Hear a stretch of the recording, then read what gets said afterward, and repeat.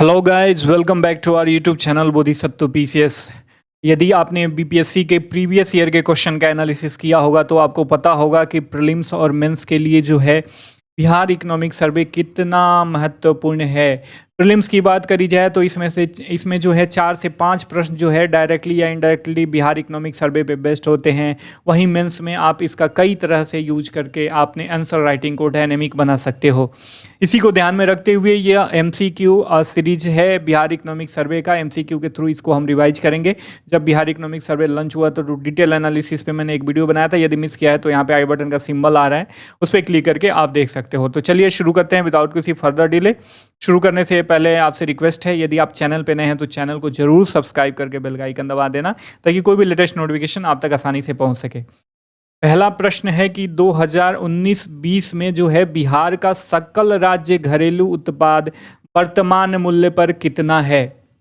ठीक है, तो इसका सही आंसर होगा आपका ए, 6,11,800 करोड़ रुपये, 804 करोड़ रुपये। ठीक है, मैं आपको इस क्वेश्चन के लिए सावधान करना चाहूँगा कि जब भी जीएसडीपी की बात करी जाए, ग्रोथ रेट की बात करी जाए, तो आप उससे संलग्न शब्द जो है वर्तमान मूल्य पर या प्रचलित मूल्य पर, ये सब जो है या स्थिर मूल्य पर यदि हो तो आप इस चीज़ को ध्यान में रखना। ठीक है, जब ये शब्द संलग्न होते हैं तो उसके अनुसार डेटा भी चेंज हो जाता है। तो यहाँ पे जीएसडीपी पूछ रहा है 2019-20 में किस पे, वर्तमान मूल्य पे। तो कितना था, 6,11,804 करोड़ रुपये। ठीक है, 2019-20 में जो है वर्तमान मूल्य पर बिहार का सकल घरेलू उत्पाद, जैसा कि मैंने पहले बताया, 6,11,804 करोड़ रुपये। वहीं अगर स्थिर मूल्य पे बात करी जाए जिसका बेस ईयर है 2011-12, यह 4,14,977 करोड़ रुपये रहा है। ठीक है, तो यहाँ से आपका 2 क्वेश्चन तैयार होगा, आप इसे ध्यान में रखना।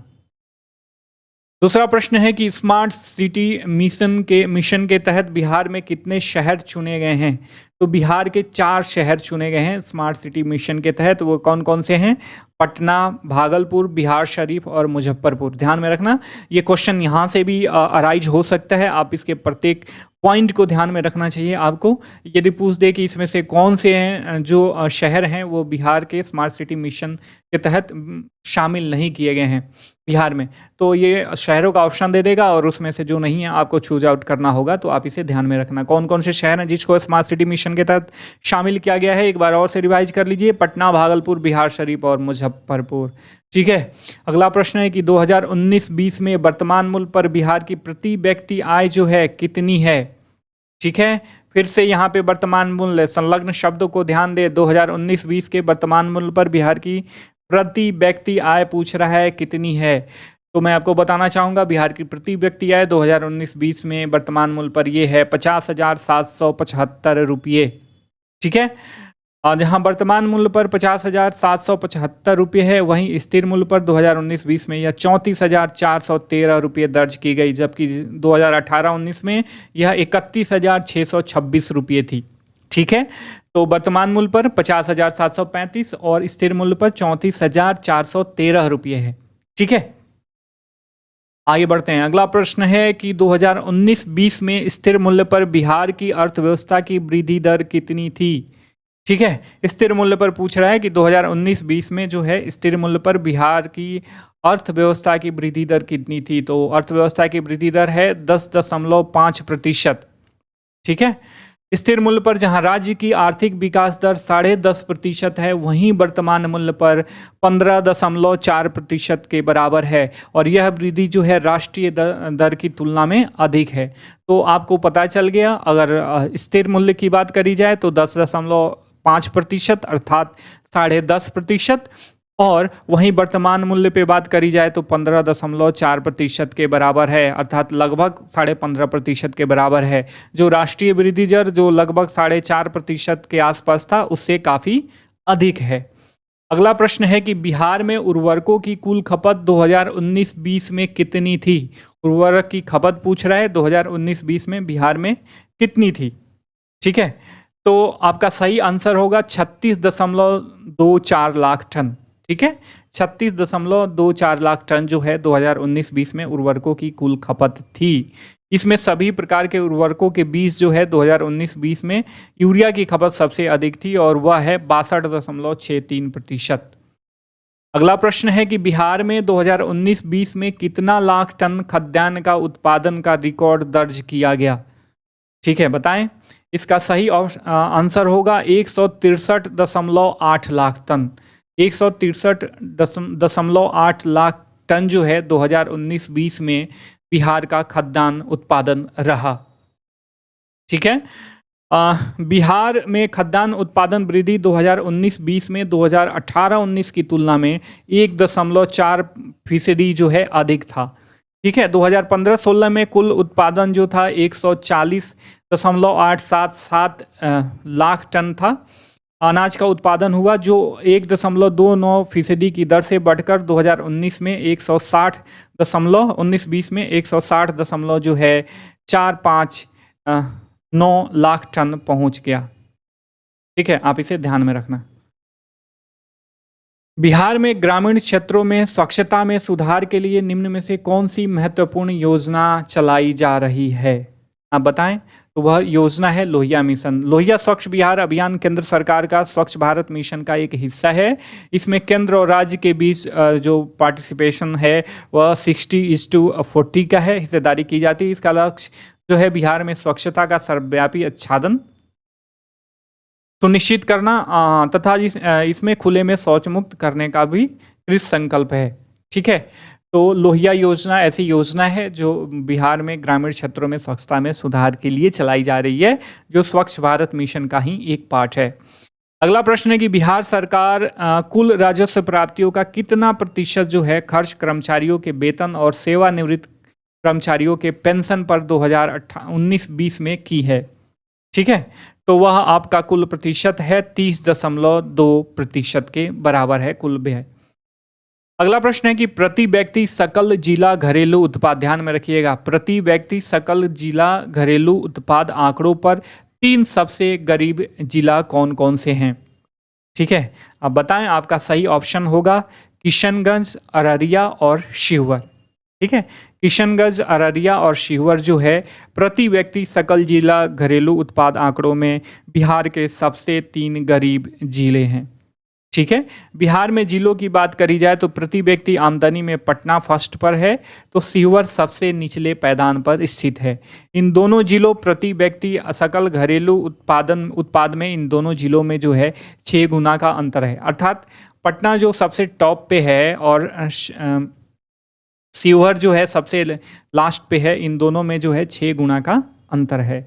इस पे प्रति व्यक्ति सकल जिला घरेलू उत्पाद पटना के बाद दूसरे नंबर पर बेगूसराय और तीसरे नंबर पर मुंगेर स्थित है।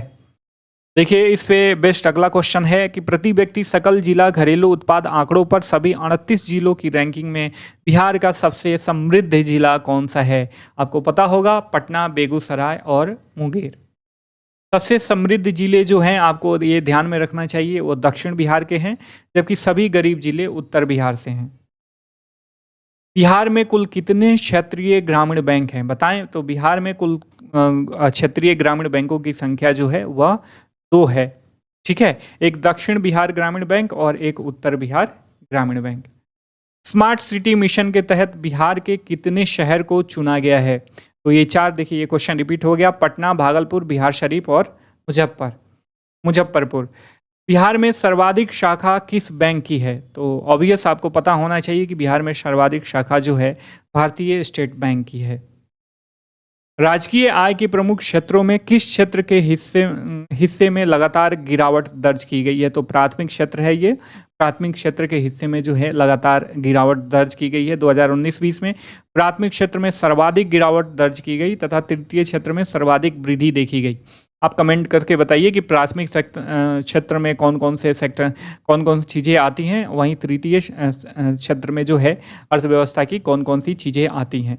सकल घरेलू उत्पाद की क्षेत्रगत वृद्धि दरों में तृतीय क्षेत्र की वृद्धि दर 8.5% थी, द्वितीय क्षेत्र की 8.2%, जबकि प्राथमिक क्षेत्र की 3.6% के बराबर रही।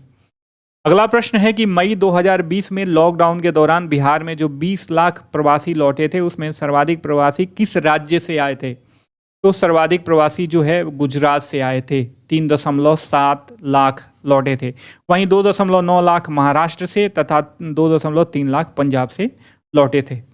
अगला प्रश्न है कि 2019-20 में सकल राज्य घरेलू उत्पाद के प्रतिशत में सकल राजकोषीय घाटा कितना था?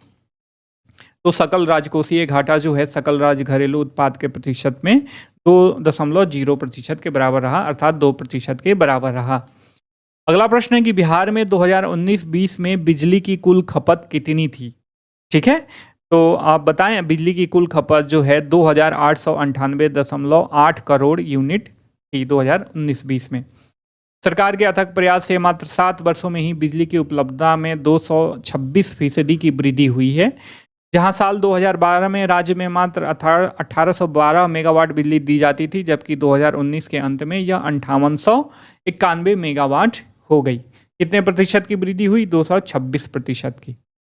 बिहार में कितने प्रतिशत श्रम शक्ति अपनी जीविका के लिए कृषि और सहवर्ती कार्यों पर निर्भर हैं? तो बताएं, कृषि और सहवर्ती कार्यों पर बिहार की टोटल 74% जनसंख्या जो है निर्भर है।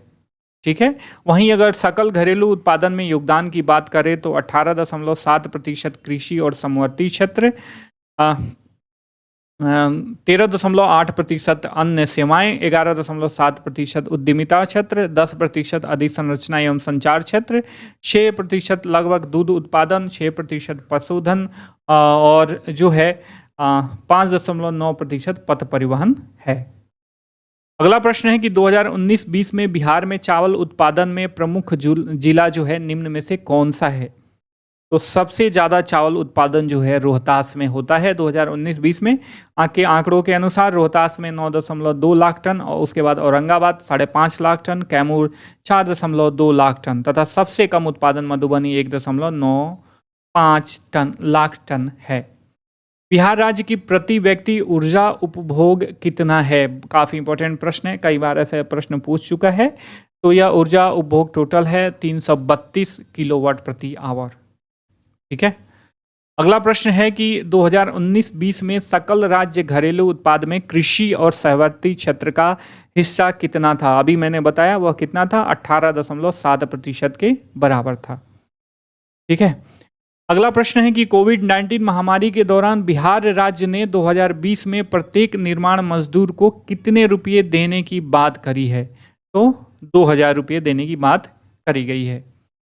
अगला इंपॉर्टेंट प्रश्न कि 2021 में बिहार सरकार की संचित निधि से सर्वाधिक व्यय निम्न में से किस पर हुई? तो 2020-21 में बिहार राज्य की संचित निधि से जो है सर्वाधिक व्यय जो है सामाजिक सेवा पर हुई थी।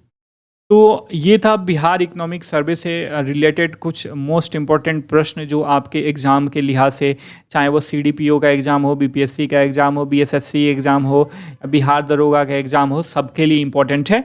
आई होप कि आपको क्वेश्चन का स्टैंडर्ड, कंटेंट्स और वीडियो पसंद आया होगा, तो ज़रूर लाइक करना और चैनल को सब्सक्राइब करना। हम फिर मिलेंगे नए टॉपिक के साथ, तब तक के लिए साइनिंग ऑफ, टेक केयर, जय हिंद, जय भारत।